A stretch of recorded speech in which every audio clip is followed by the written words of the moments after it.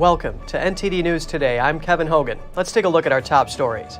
With several Twitter Files installments now released, the FBI is striking back. The agency says conspiracy theorists are discrediting its reputation. Florida's Attorney General says ICE lost track of tens of thousands of illegal immigrants. Meanwhile, the Texas National Guard is securing gaps at the border in the Rio Grande area to redirect migrants to a legal point of entry. A two-day trial is underway for Kari Lake's election lawsuit. The Arizona governor candidate cited issues with ballot printers that allegedly changed the election results. States from the East Coast to the Rockies feeling the bite of winter. We have more on the cold streak before Christmas that could make holiday travel more difficult. Experts calling China's sudden U-turn on virus policy a wild card for the globe. How will China's current COVID-19 outbreak play out on the global stage?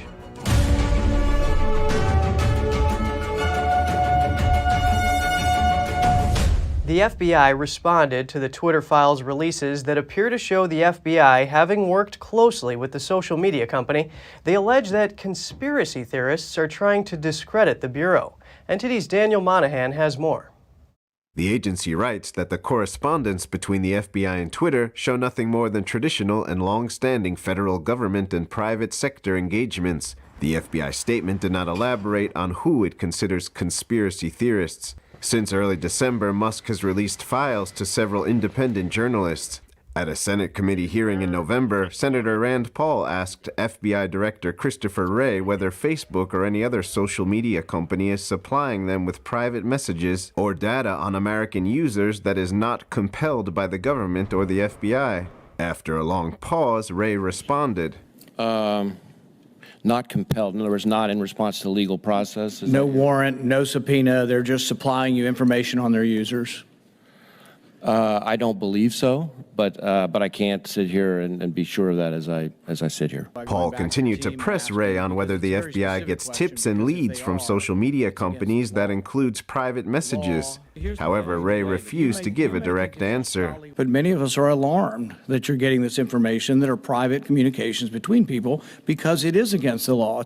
This week, independent journalist Michael Schellenberger posted messages showing the FBI allegedly working to discredit the Hunter Biden report and preventing people from spreading it via the social media platform. And another post revealed Twitter was evaluating and processing a lot of tweets that were flagged by the FBI for possible violative content. This includes a post critical of then-Governor Andrew Cuomo's comment about vaccine mandates. Other installments showed the FBI was constantly communicating with Twitter staffers and had a communications channel between agents and employees set up. Meanwhile, Elon Musk indicated that he would support a congressional investigation into the FBI's alleged efforts to censor social media users. Musk shared a tweet by PayPal COO David Sachs. The post suggested the creation of a new commission to investigate the alleged censorship initiatives of the FBI and intelligence community. Musk responded to the post with the comment, "Hear, hear." Daniel Monahan, NTD News. Florida's Attorney General says ICE lost track of 150,000 illegal immigrants. The AG says that's because border officials stopped issuing formal charging documents for immigrants last year. Florida's Attorney General Ashley Moody has revealed new video evidence that shows officials from the U.S. Immigration and Customs Enforcement, or ICE, lost track of 150,000 immigrants who had entered the United States illegally. In March 2021, border officials began releasing illegal immigrants without issuing formal charging documents, which would require them to appear before a federal immigration judge. Half a year later, the Biden administration implemented Operation Horizon to locate over 150,000 immigrants so that they can send official charging documents by mail. However, Attorney General Moody on Tuesday released ICE training videos which were recorded between November 2021 and February 2022. They allegedly show that officials were quite restricted in their ability to locate and remove illegal immigrants as they lacked identifying information.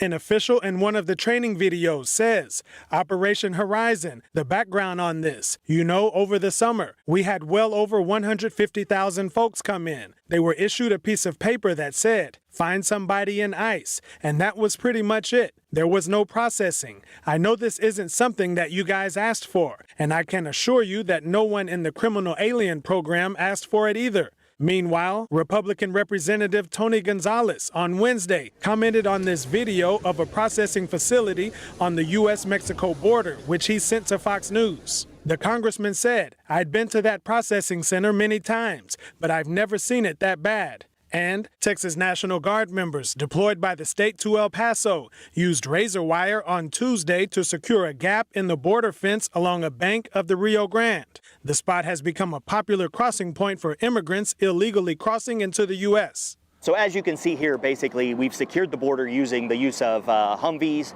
concertina wire, and soldiers. Basically, what we're doing here is we're basically just redirecting the migrants to the only legal port of entry. Tens of thousands of immigrants at the border are waiting for the U.S. Supreme Court to decide whether and when to lift Title 42, which has prevented many of them from entering. In Maricopa County, a two-day trial is underway regarding the Arizona governor's race. Challenging the election results, GOP candidate Kari Lake has to prove intentional interference flipped the vote. Kari Lake lost the gubernatorial race to Democratic candidate Katie Hobbs. She is now challenging the election outcome, asking a judge to order a revote in Maricopa County. Her lawyers claim that the county's ballot printers at the polling stations were faulty and created ballots that were too light to be read by on-site counters. Lake's team called a cybersecurity expert as a witness. After inspecting 15 ballots, he said he saw evidence that these ballots were 19-inch documents printed on 20-inch paper. But the county's elections director, Scott Jarrett, said he doesn't believe it was an intentional act. We did not specifically test for that because in this specific election, because none of the ballots on our ballot on demand printers had a 19-inch ballot. They all had a 20-inch ballot. So I can answer a question about our testing related to the 20-inch ballot that was installed on all of our ballot on demand printers. County officials added that all ballots were counted. Those affected by the printers were sent to a more sophisticated counter at the Elections Department headquarters. Lake's team also alleged that the chain of custody of the ballots was broken at an off-site facility. They said workers at the facility put their own mail-in ballots in the pile instead of returning them through normal channels, and papers documenting the ballot transfers were lost. The county disputed these claims. Maricopa County is home to more than 60% of Arizona voters. The House January 6 committee released 34 transcripts of witness testimony a day prior to the expected release of the panel's highly anticipated full report on its investigation. The transcripts are the first to be made public from among the roughly 1,000 interviews the panel conducted over the past 18 months. The collection of transcripts include testimonies of former Trump campaign lawyer John Eastman, InfoWars host Alex Jones, former Trump advisor Roger Stone, and more. During the interviews, most of the 34 witnesses did not answer questions during all or at least part of their testimony, instead opting to assert their Fifth Amendment right against self-incrimination. The panel did not explicitly state why it decided to release the transcripts of these 34 individuals prior to releasing the full report. The transcripts release comes the same day a group of 5 House Republicans published a separate counter-report that focuses on security failures at the Capitol during the breach. It blames U.S. Capitol Police leadership for misplaced priorities. Powerful winter storms are expected to make travel difficult for millions of Americans during the holidays. An Arctic blast hit a wide area in the U.S. yesterday. It brought bitter cold and wind chills to many parts of the nation. NTD's Jeremy Sandberg has more on why you should be getting your soup and sweaters out if you haven't already. Freezing weather and sub-zero wind chills, cold enough to induce frostbite on exposed skin within minutes, is dominating much of the nation's forecast heading into the holiday weekend. The National Weather Service says around 200 million people in 48 states are under extreme weather alerts. Freezing air mass descending from the northern plains sent temperatures into a nosedive. Blizzard conditions stretch from the northern plains states to the Great Lakes region. The storm, fed by moisture, could dump up to a foot of snow on the upper Midwest between now and Friday. By Thursday night, a so-called bomb cyclone is expected to form as the strong Arctic front sweeps across the Great Lakes. It could drive temperatures to record-breaking lows on the Gulf Coast and the eastern United States by Friday. Heavy rains, strong winds, and coastal flooding are in store for parts of the Northeast on Thursday and Friday. Wind chill and hard freeze warnings extend through much of Texas, Louisiana, and Alabama. A hard freeze watch has been posted for the Florida Panhandle. Texas will have its power grid's new winterization measures put to the test. Hundreds died in February of 2021 after winter storms overburdened the state's grid and millions of customers lost power. Texas officials say they're confident the grid can handle increased demand. People are reminded to be prepared for power outages. Governors around the country are preparing for the bone-chilling temperatures. North Carolina and Kentucky have both declared a state of emergency. West Virginia issued a state of preparedness, and Colorado and Missouri activated the National Guard. Hardware stores are busy helping people stock up on weather-fighting supplies like shovels, rock salt, and windshield de-icer. The ice apocalypse is coming upon us tomorrow, and I want to do some of my neighbors' walkways. According to FlightAware, a flight tracking service, over 1,000 U.S. flights have been canceled as of Thursday morning. Many airlines are posting travel waivers to make changing or rebooking flights easier. You can check their websites for details. Jeremy Sandberg, NTD News. You can expect crowds if you're traveling during the holidays. The projected numbers are the biggest they've been in 3 years. AAA forecasts levels just shy of what they were before the pandemic. They estimate close to 113 million people will travel 50 miles or more from December 23rd to January 2nd. Air travel is expected to see a 14% increase over last year. Ukrainian President Volodymyr Zelenskyy made his first wartime foreign visit to the U.S. Congress has already approved tens of billions of dollars of aid to help Ukraine fight the Russian invasion. Zelenskyy told Congress on Wednesday that the money was not charity, but an investment in global security. In a remarkable primetime address before a joint session of Congress, Ukraine is alive and kicking. Ukrainian President Volodymyr Zelenskyy expressing gratitude for ongoing support from the U.S. amid Russia's invasion, with a gift from the front lines. This flag is a symbol of our victory.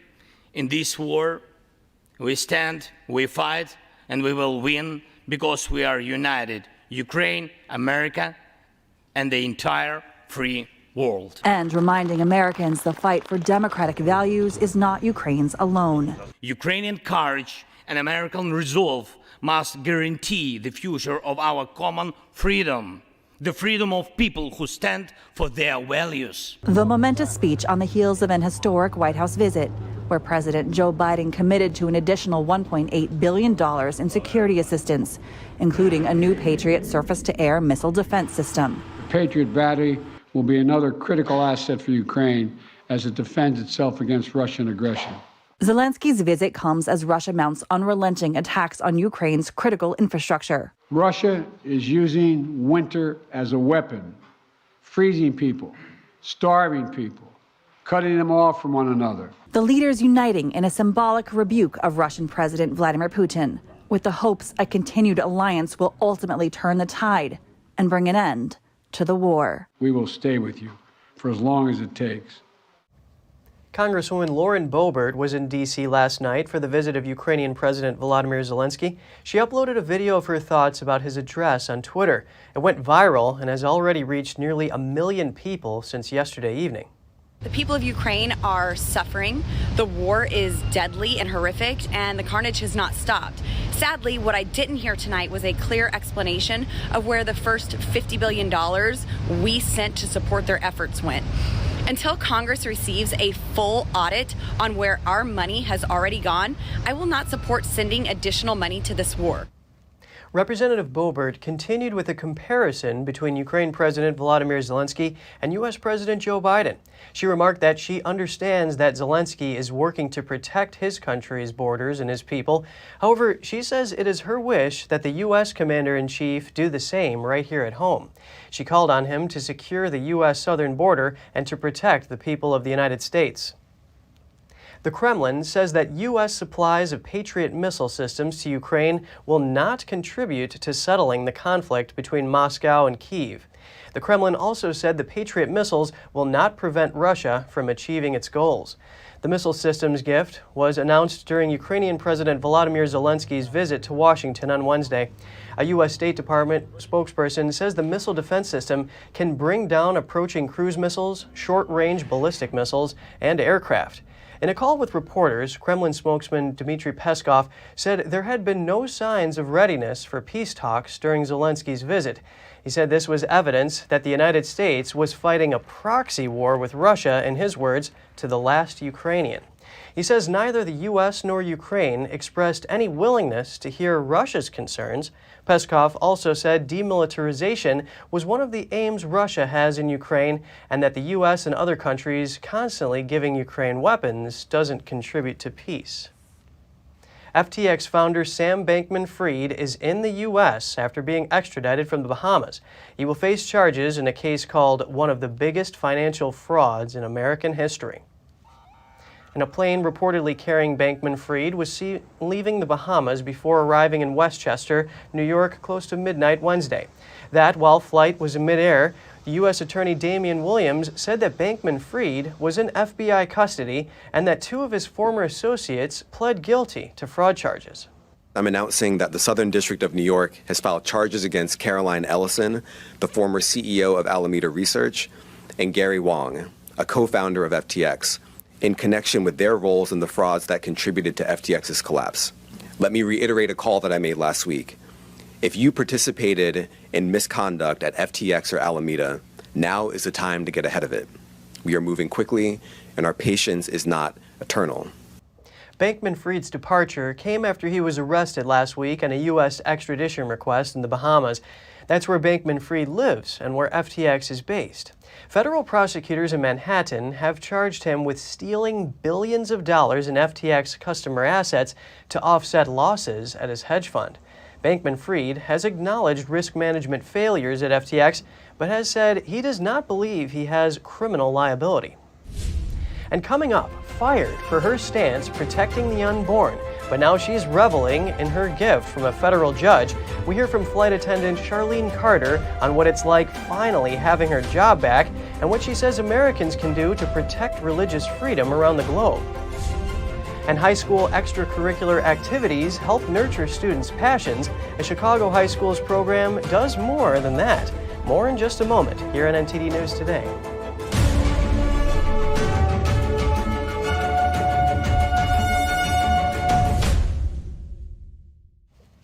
A legal roller coaster ends in relief for a Colorado employee. She was fired from a major airline after she expressed views opposing her union's pro-abortion stance.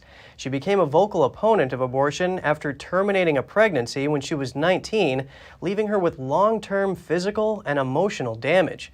We get an update on how she's doing now.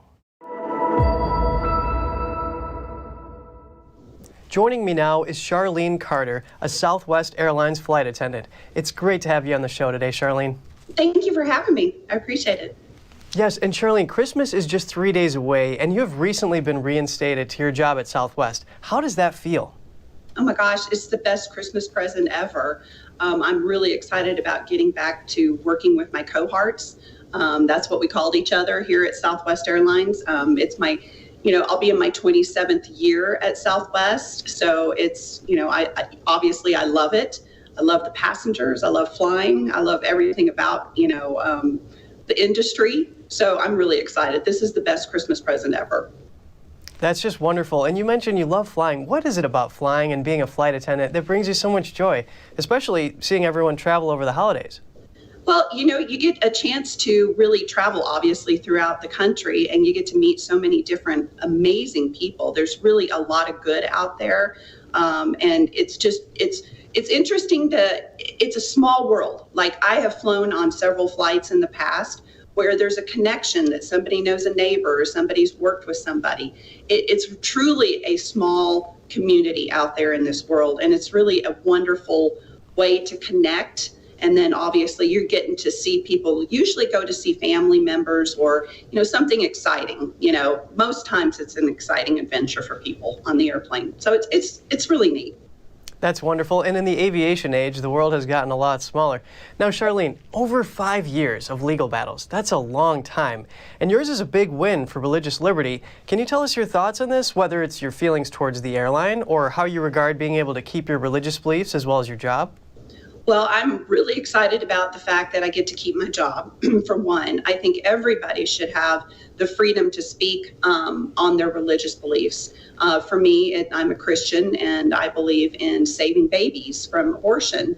And unfortunately, that's what, got me fired. But I think you should have that, liberty to be able to speak about that, especially on your own time. I forgive the airline, and I forgive the union for, going through this process. It's been a long battle, but I've had a wonderful team of attorneys through the National Right to Work Foundation that really, really, truly fight for, especially union members' freedoms of speech. That's really great that you have this forgiveness in you right now in this holiday time.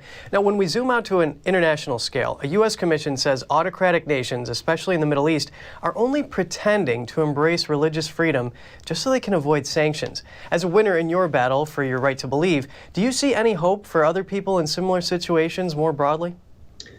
I think that, yes, I think that if we would all stand up and actually fight for them as well, I think that there's avenues that maybe, obviously we are all connected with the internet, and, hopefully they are able to see some of the fights that are going on right now, or battles, I should say, within our, country about freedoms and so forth, and that they would take those things and see those things and absolutely, fight for those same freedoms in their own country. I hope that the only problem is that they are usually under a very, tyrannical type regime, which like Iran. Here in our country, we have the Constitution, and we have to protect that here in this country. And I think if we stand up and do it, and they can see that, hopefully that there'll be more people, over in these countries that will see that and stand up for their freedoms. That's a great call to action. And you're a pro-life Christian, and your story is one of resilience in the face of adversity. What advice do you have for Americans as we head into the new year? Just embrace this season. This season is just, we're supposed to, Christmas is Christ, okay, for me. And it means that you're bringing in a whole new, perspective for the new year for me. And, celebrate the birth of, who really gave us freedom. And that is, Jesus. It's just wonderful hearing an update from you. Charlene Carter, Southwest Airlines flight attendant, thank you so much for making the time today. Thank you. A Texas judge has ruled against a federal program that enabled minors to obtain birth control from physicians without informing their parents. According to the ruling, a secrecy rule violated a Texas Family Code section that gives parents the right to decide their child's medical care, as well as parents' 14th Amendment right to control and direct the upbringing of their minor children. An attorney filed the lawsuit on behalf of a Texas father of 3 who wants to raise his daughters according to his Christian faith's teachings on abstinence. The judge used to work as a religious liberty lawyer who assisted in cases seeking to repeal contraceptive protections. The statewide organization Everybody Texas administered the program, allowing minors access to birth control. It says thousands of teens under the age of 18 access the services of its funded clinics yearly, many with the consent and knowledge of their parent or guardian. Walmart has reached settlement agreements with all 50 states as part of a $3.1 billion nationwide opioid settlement.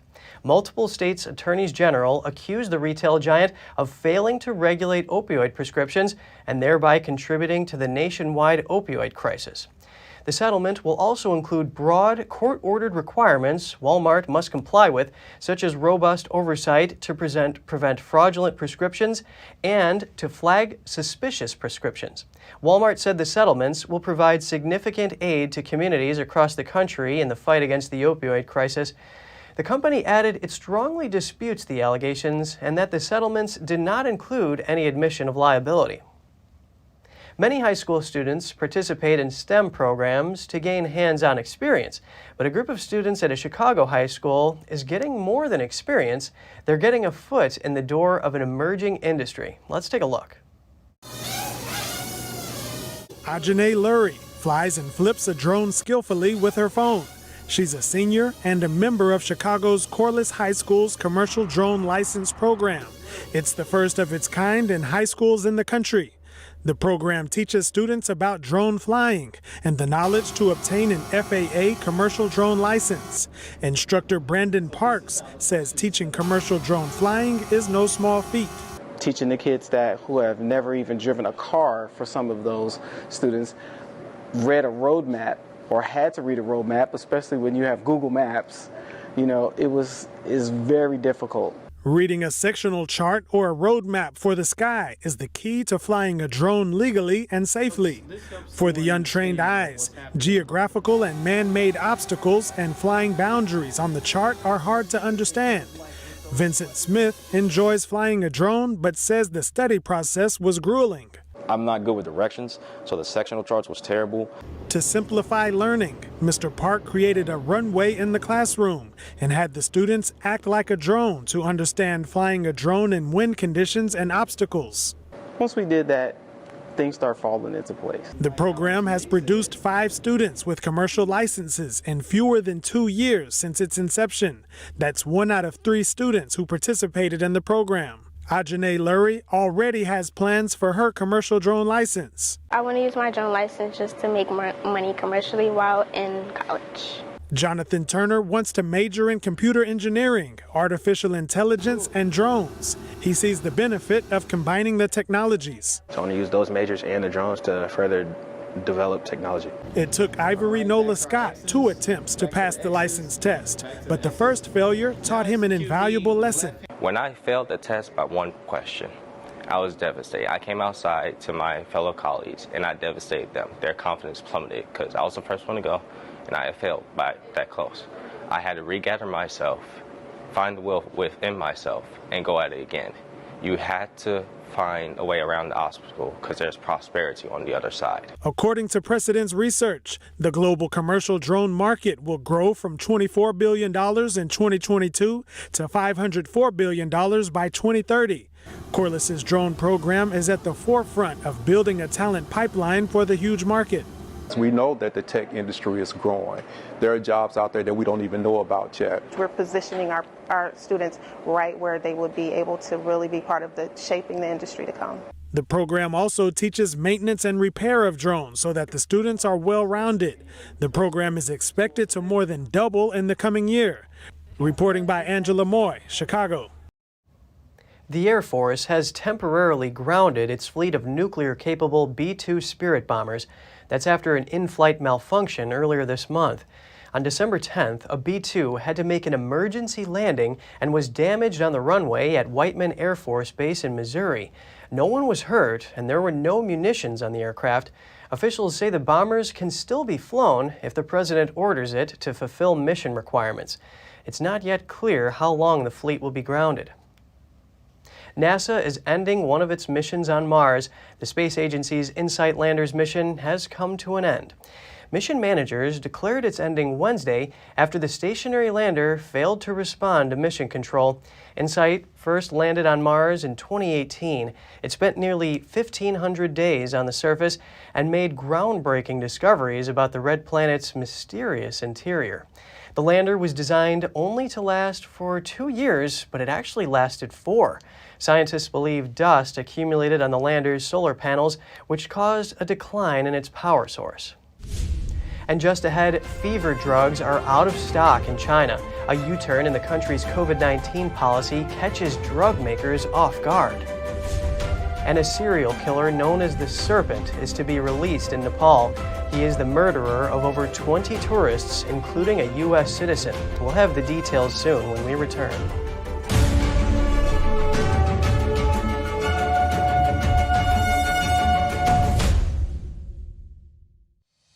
We're entering an unprecedented period of economic turmoil. The economy is unstable, our government is in shambles, and the global war on energy has created a domestic crisis. Americans need a way to protect their financial future. One way to ensure your wealth in retirement is by purchasing physical gold and silver. We can help. You can roll any part of your retirement account into a gold or silver IRA. Better yet, you can open a gold or silver IRA in 5 minutes or less using our online application. Preserving your family's financial legacy is a choice that's always available to you. And when you're ready, we're here to help. Call us and speak to one of our IRA professionals. Let's build your financial legacy together. GSI Exchange, wealth for generations to come.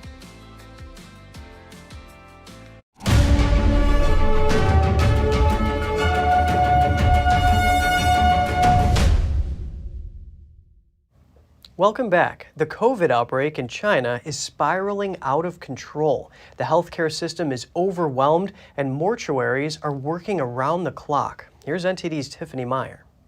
Is now the right time to declare the end of the COVID-19 pandemic's emergency phase? Several leading experts say no because of China. The world's second largest economy is seeing a spike in infections after dismantling its zero COVID-19 policy earlier this month. Projections have suggested China could face more than 2 million deaths. This as most countries have their major surges already behind them and have removed their COVID-19 restrictions. But Marian Koopmans, a virologist with the World Health Organization, is hesitating to call today's situation post-pandemic. That's when, quote, such a significant part of the world is actually just entering its second wave. She labeled the pending wave in China as a wild card. The Chinese Communist Party's sudden switch from one extreme to another contributed to those concerns. Weeks ago, authorities in some Chinese cities were still strictly confining people to their homes to stop the virus from spreading. Now, those blocks are dissolved. It appears to be an effort towards learning to live with the virus in low numbers, like many other countries are doing. But now, Chinese citizens with fever symptoms who go to hospitals find out that the hospital staff have the same ailments. Those that can't get hospital treatment are turning to pharmacies to stock up on medicines. But nationwide shortages are leaving shelves empty. And outside funeral homes, hearses have been seen waiting in long lines. As the situation escalates, more and more factories are moving out of China. And foreign investors are waiting for the infection wave to pass. Those who believe the world economy can avoid the hardest of landings next year are watching China closely. Questions remain over whether China's loosening pandemic restrictions will help the economy in the long term or send it spiraling. COVID-19 is ripping through China, and millions are struggling to find treatment. Across many Chinese cities, pharmacies have sold out of fever and cold medicines. What's causing all this chaos? Let's zoom in. Part of the reason is Beijing's sudden U-turn in virus policy, catching many drug makers off guard. They were unprepared for the current surge of demand after receiving no notice about stockpiling drugs before the relaxation of COVID-19 rules. But even before the policy pivot, stockpiles of fever medicines have already been low in China. For nearly 3 years, Beijing strictly controlled cold medication sales. It aimed at preventing buyers from using over-the-counter drugs to reduce fevers and avoid detection. According to a Chinese drug manufacturer, pharmacies saw very low sales as a result, and many went bankrupt. Also contributing to the shortage is a lack of workers throughout the entire supply chain. Local drug makers say they're ramping up production, but many of their sales employees got infected with COVID-19. And logistics, blaming the lack of people for slow shipping rates of drug ingredients. As of now, local authorities have sent guards to drug factories to take over medicine stocks. China is a major exporter of an ingredient used for ibuprofen. It accounts for 1/3 of the global production capacity, meaning the shortage of fever drugs there is sparking a global run on medicines. The impact is being seen in the U.S. and Canada over shortages in children's painkillers. In China, the situation has seen a 6-month-old baby sickened with a fever of 104 degrees Fahrenheit without medicine to help. Prices for kids' ibuprofen have increased in nearly 60-fold, from around $5 to over $280. On Wednesday, Beijing said the country's medicine supply could, quote, generally meet demand. Australian federal police say they've taken a man known as Asia's El Chapo into custody after he was extradited from the Netherlands. He is accused of running a global drug trafficking syndicate. Authorities say the arrest is the result of a long-running investigation into an organized crime syndicate known as Sam Gore, or the Company. It says the organization trafficked methamphetamine worth millions of dollars into Australia. The Australian Federal Police did not identify the person arrested by name and do not typically disclose the names of arrested individuals before trial. A person familiar with the case said the man arrested was a Canadian citizen named Sochi Lap. He faces a maximum sentence of life in prison. A second man was arrested in June in connection with the case. Nepal is set to free a notorious serial killer who once murdered a U.S. citizen. The country's Supreme Court ordered his release and deportation yesterday. Charles Sobrage is a French citizen, best known by his nickname, the Serpent. In the 1970s and 80s, he committed a string of murders across Asia. Victims were up to 20 young backpackers from Western nations, including an American citizen. Sobrage carried out the killings by drugging their food or drinks. In the mid-1980s, while he was serving a 21-year sentence in India, he managed to break out of prison.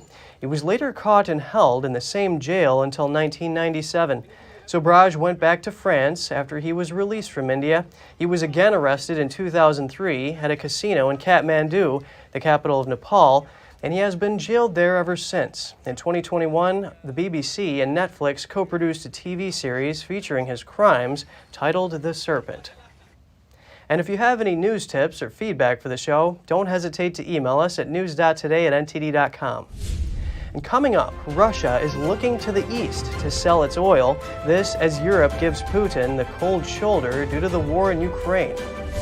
In the UK, thousands of ambulance staff stage a one-day strike as the blame game between the health secretary and union bosses escalates. More shortly here on NTD News Today.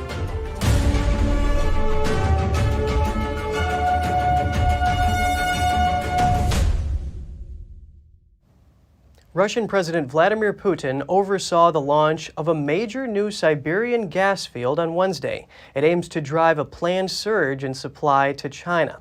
The gas field will feed into the Power of Siberia pipeline carrying Russian gas to China. It has recoverable reserves of nearly 70 trillion cubic feet and is the largest in eastern Russia. The launch is part of Russia's strategy to shift gas exports to the east. This comes as the European Union cuts reliance on Russian energy in response to the war in Ukraine. Putin hailed the launch as a significant event for Russia's energy industry and the whole economy. He joined a video link to workers at the site and gave the order, "Start work," to inaugurate the project. Healthcare labor disputes continue to plague the UK. Thousands of ambulance workers walked off the job yesterday in a dispute over pay. It was the first of two planned strikes. This report comes from NTD's Malcolm Hudson. Ambulance workers in England and Wales, including paramedics and call handlers, are striking over pay. Thousands across the country are calling for a raise. Health Secretary Steve Barclay said the health service currently is very burdened. So this is a point when the system is already facing very significant pressure. That's the point at which the trade unions have chosen to take industrial action, and in doing so they haven't been willing to work with us to agree national exemptions in terms of covering all of the Category 1, Category 2 life-threatening and emergency calls. Barclay said that trade unions are responsible for any deaths that happen due to the strikes. But the leader of the GMB union, Rachel Harrison, said ambulance staff feel prevented from working on a day-to-day basis. So it's really insulting that the Secretary of State has said that. They've not taken the decision to take strike action lightly. They feel they've been forced into this position because year after year the government have failed to listen to them. The GMB union is calling for a significant increase in pay and for a commitment to restore what they call a decade of lost earnings. In essence, they want a raise to date back 10 years. The strikes also involve members of two other unions, Unite and Unison. A member of the Welsh Ambulance Service explained the situation many staff are facing. If an average member of staff doesn't get remunerated at a decent rate, then they can't afford decent food. If they can't afford decent food, they can go into food banks. If they're eating poor food, it's going to impact on their health and well-being. It then results in absenteeism or finishing the job entirely, which impacts on the general public. And that's the sort of point we've gotten to it now. Following calls from the government, demand for ambulances seems to have fallen. The number of people phoning 999 appears to have dropped in parts of England. Some ambulance trusts report receiving fewer calls, with the West Midlands Ambulance Trust thanking people for heeding their advice to only call in an emergency, while other trusts have said their A&E is full and ask people not to attend unless the emergency is life-threatening. Around 750 armed forces staff were drafted in England to help cover the staff shortfall. NHS leaders have warned the fallout from strike action this week is likely to spill over into the coming days. Malcolm Hudson, NTD News, London. Members of the British military helped plug gaps in the healthcare system on Wednesday. The Army has been put on standby to help drive and direct emergency vehicles. However, soldiers do not have all the powers that ambulance staff have to respond or provide clinical care. Former Israeli Prime Minister Benjamin Netanyahu says he has secured a deal to form a new government. That's after weeks of tough negotiations with religious and conservative coalition partners. Netanyahu's conservative Likud and like-minded religious nationalist parties won a majority in a November 1st election, promising him 64 of Parliament's 120 seats. But agreement to form a government was held up by disputes over proposed legislation on issues ranging from planning authority into the West Bank to ministerial control over the police. Netanyahu must now present the new government within a week. It will take office after a year that has seen the worst levels of violence in the West Bank in more than a decade. A stable government would be a departure from a period that saw Israelis go to the polls 5 times in less than 4 years. And just ahead, Santa Claus and his elves are busy making last-minute preparations for Christmas. They wrap gifts, perform training runs with reindeer, and finalize naughty or nice lists. Churches in Berlin are helping visitors beat the winter chill. That's amid heating cuts and soaring energy prices in Germany. Stay tuned for more on that when we return.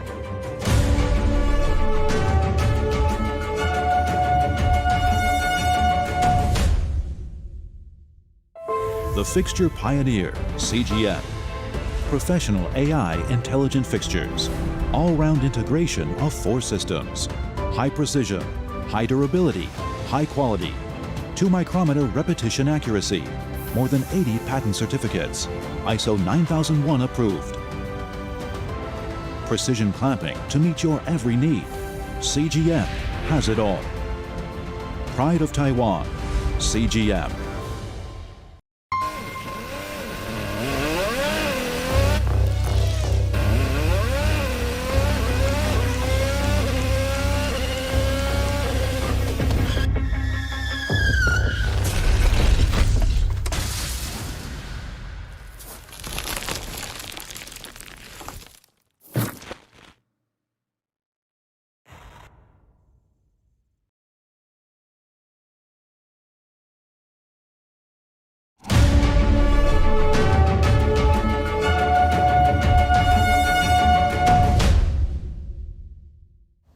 Good to have you back with us. Despite the ongoing war, there's still some joy and Christmas spirit in Ukraine.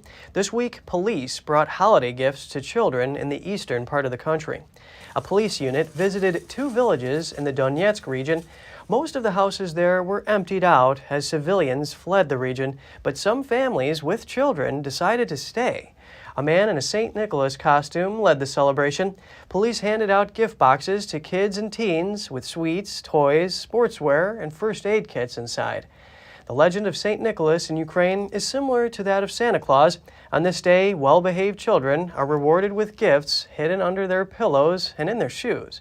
Ukrainians consider St. Nicholas the guardian of children, soldiers, and travelers. And on the other side of the border, in the Belgorod region of southern Russia, close to Ukraine, Grandfather Frost was spotted visiting Russian soldiers. This iconic figure is the Russian version of Santa Claus.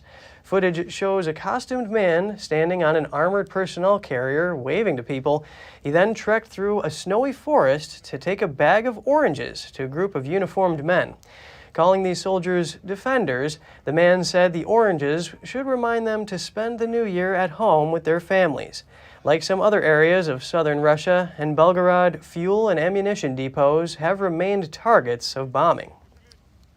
December is always the busiest time of the year for Santa Claus and his elves. NTD's Andrew Thomas has the details on their work in Finland's northern region of Lapland as they prepare to deliver gifts across the globe. Children from all over the world are writing letters to Santa Claus. They want to let Santa know why they deserve to be on the nice list rather than the naughty one. Snuggles is the head elf at Santa's Lapland. She says if you've been naughty, there's still time to get into Santa's good graces. It's never too late. If you're a bit worried, you can always be on your best behaviour because we don't put the finishing touches to the lists until the Christmas Eve. One of the elves' main jobs is to prepare the reindeer for their journey around the world. We need to make sure that the reindeers are properly groomed and in fit flying condition. Santa does take them on practice trips around, so at night time, have a look outside and if you see a flash through the sky, it's him on one of his training runs. After a tough couple of years because of the pandemic, Santa's Lapland is back to full capacity. That means the elves are busier than ever. There is never a dull day as a life as an elf. We have to wrap the presents, fix the old ones, make sure that the reindeer are in fit flying condition, and obviously we need to check up on the good list. Santa's Lapland is situated in the far north of Finland, more than 120 miles above the Arctic Circle. Here, families get to meet Santa and his energetic elves. There's also a range of activities, including reindeer rides, sledding with huskies, and hockey. Andrew Thomas, NTD News. Driven by the war and inflation, heating bills in Germany have shot up to record highs. The shock is rippling through churches in Berlin, forcing some to switch off the heating completely. But that hasn't stopped warmth from spreading in the nave. With energy running tight, German churches are either turning off the heat or keeping the temperature lower than 50 degrees Fahrenheit. Berlin's Martha Church congregation is offering blankets and cushions to ward off the biting cold. Currently between 54 and 57 degrees Fahrenheit, and before we had the heated seat cushion, we had 59 degrees during the week and 63 degrees on Sunday. But we're trying it out. We will see how much works, and we have now ordered additional wool blankets. So the idea is a room temperature, maybe of 54 degrees. Tea and coffee also keep worshippers warm. Most of them still wore heavy winter coats and gloves during the service. I think it has to be simply out of the situation that we have to save energy altogether. And I think the church has to be a good role model, and I personally want it also. Churches aren't just responsible for the weekly mass. Both the evangelical and Catholic churches in Germany take in the homeless. This year, special attention is given to those who don't have enough heat. A charity provides daily visitors with warm drinks, hot soup, and a friendly smile.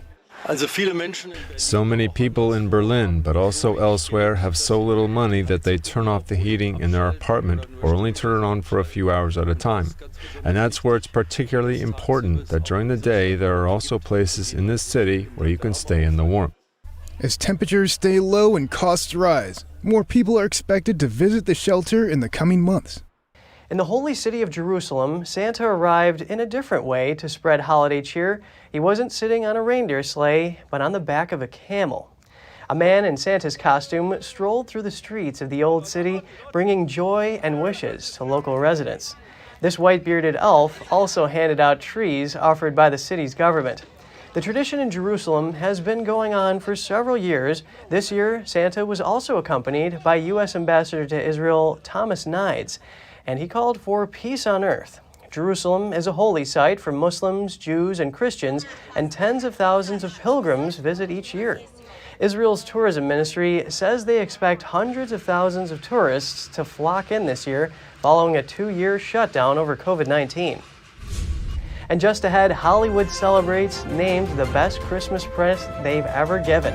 Who is the master of gift giving? And Tom Cruise rode his motorcycle to a new height, pulling off an amazing stunt for the upcoming Mission Impossible film.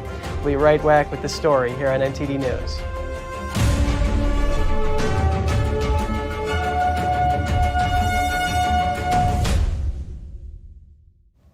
What's the best Christmas gift? For those stuck choosing the right present, Hollywood's A-listers probably know how to nail it. Let's find out who's the top gift giver. What makes an impressive gift? It depends on who you ask. For a star like Jeremy Sisto, money isn't an object. My wife is into horses, so I got her a horse. She was very excited and she cried. It was a dream come true. It has to be books, probably something by Nicholson Baker or by Elizabeth McCracken. I give a lot of books as presents. Or, of course, Moby Dick. Sometimes, gift gurus favor handcrafted items for their dearest ones. Given my wife some nice pieces of art. Yeah, so that's probably the best. Oh gosh, a notebook filled with poems that I'd written for somebody.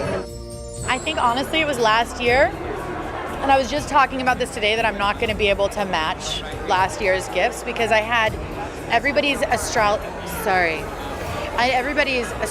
charts read for the year. And so each month I had a whole book done of like each month of like very specific to their birth date and their, when they were born. And then with that, I gave them everything that was needed, whether it be, certain scents, certain crystals, something to wear.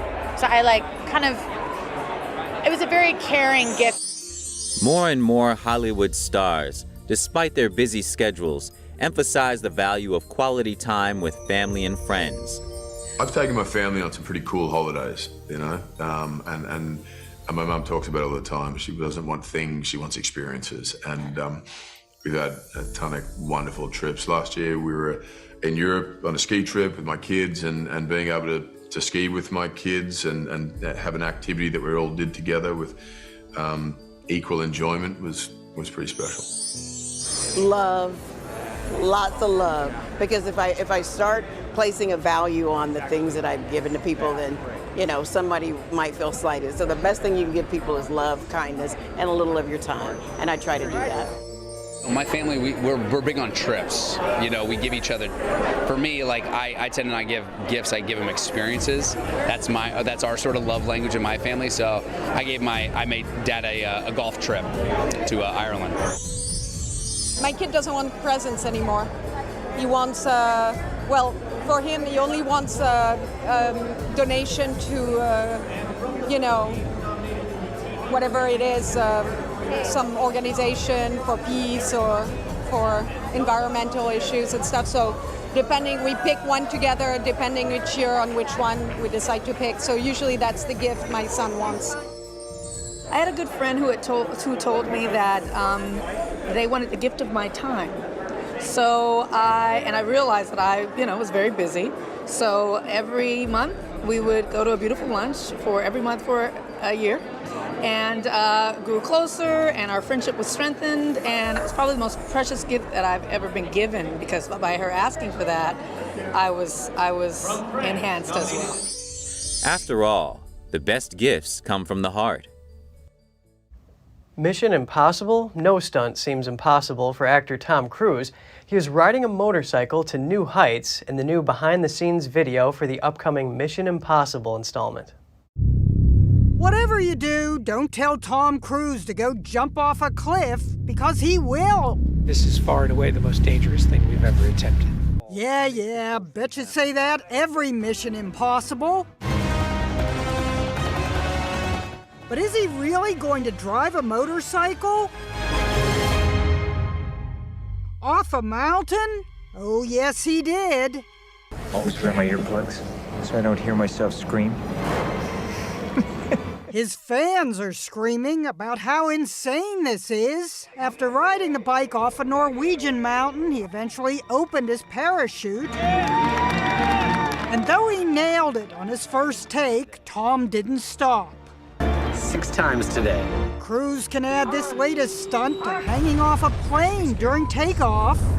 We're seeing some movies. And standing atop a biplane. And don't forget scampering around the outside of the world's tallest building, not to mention rock climbing that most folks would have to have rocks in their head to attempt. For the latest Mission Impossible 7, they built a special motocross ramp for Tom to practice on. 13,000 practice jumps, say the movie makers. 500 practice skydives. At least Tom didn't break an ankle like he did when he slammed into a wall. So this is from the side. Here we go. We shot it with 3 cameras. Oh my gosh. Here he goes, and boom! Tom watched the painful replay on the Graham Norton show. Now, anyone else would go, well, that's over. No. Up he gets, and he's running. In 4 decades, Cruise has gone from jumping off a coffee table in his undies to riding off a cliff.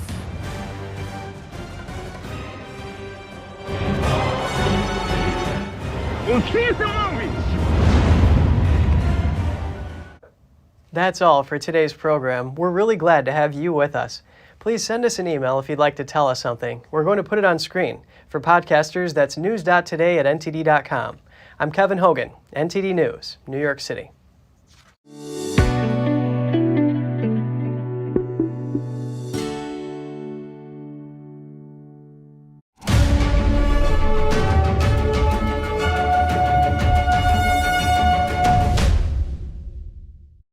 Thanks for watching us on YouTube. Did you know YouTube only keeps selected videos on its platform? So if you want to make sure you get the full picture, just subscribe to our newsletter. Go to newsletter.ntd.com and sign up. It's free.